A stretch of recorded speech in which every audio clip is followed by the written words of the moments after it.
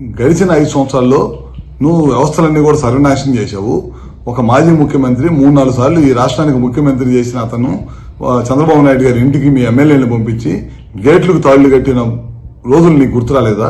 అన్ని కూడా ఈ వ్యవస్థని భారతదేశంలో ఈ ఆంధ్ర రాష్ట్రంలో ఉన్న వ్యవస్థలన్నింటినీ కూడా సర్వనాశనం చేసి వదిలిపెట్టేశావు.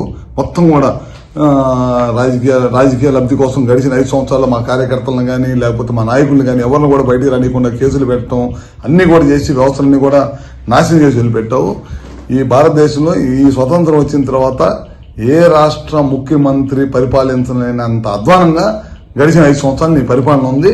అందుకే ప్రజలు కూడా నీకు 11 సీట్లకు పరిమితం చేశారు. ఇప్పటికైనా నువ్వు ఒకసారి ఇంట్లో కూర్చొని ఆత్మ పరిశీలన చేసుకో. గడిచిన 5 సంవత్సరాలు ఏ విధంగా మనం పనిచేశాము, ఎందుకు ప్రజలు ఈ తీర్పిచ్చారనేది చేసుకోవాల్సిన అవసరం ఉంది. మళ్ళీ వాళ్ళ నిన్న కోడ్లో నువ్వు బయటకు వచ్చావు. ఒక ముఖ్యమంత్రిగా పనిచేసిన వాడివి కోడ్లో వెళ్ళకూడదనే విషయాన్ని నీకు తెలియదా? అది కూడా తెలియకుండా నువ్వు ముఖ్యమంత్రిగా ఏ విధంగా పనిచేశావు? మిర్చి రైతుల గురించి వాళ్ళు నువ్వు మాట్లాడే అర్హత ఎక్కడ ఉంది నీకు? ఆ రోజు నువ్వే కదా ఎంఎస్పీ రేటు 7,000 రూపాయలు అని చెప్పి ఇచ్చింది. మా టైంలో బ్రహ్మాండంగా ఇవాళ ముఖ్యమంత్రిగా ఢిల్లీ లెటర్ రాయటం కానీ ఇంకా మంచి రేటు రావాలని చెప్పి ఇవాళ ముఖ్యమంత్రి గారు లెటర్ రాస్తున్నారు. ఆ రోజు తుఫాన్ వచ్చిన రోజు నువ్వు ఏ విధంగా రైతులను పరిశీలించావు?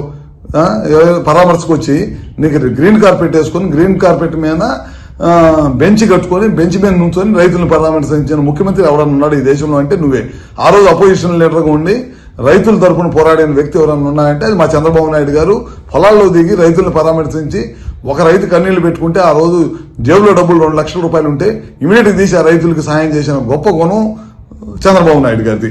ఇవాళ నువ్వు అన్ని కూడా మోసపూర్వమైన పనులు చేయటం, నాకు సెక్యూరిటీ అబద్ధపు హామీలు, అబద్ధపు మాటలు, పొద్దున్న లేచిన దగ్గర నుంచి ప్రభుత్వ పనితీరు మీద బురదేయటం తప్పక నువ్వు చేసింది ఏమన్నా ఉందని చెప్పి మరొకసారి తెలియజేసుకుంటూ ఇంకా నువ్వు ఆత్మ పరిశీలన చేసుకోవాలి. నువ్వు సంవత్సరం అయిన తర్వాత కూడా నువ్వు ఇంకా నీ బుద్ధి మారలేదు. ఇంకా నువ్వు పాత బుద్ధిలోనే ఉండవు, ఇంకా పాత టైప్లోనే ఉండవు. అబద్ధపు మాటలు చెప్పి ప్రజల్ని తప్పుతావు పట్టిస్తాలనే మార్గంలో ఉన్నావు. ఖచ్చితంగా మేము ఏదైతే చెప్పాము ఎలక్షన్ ముందు ఇచ్చిన హామీలన్నీ కూడా నెరవేరుస్తాము.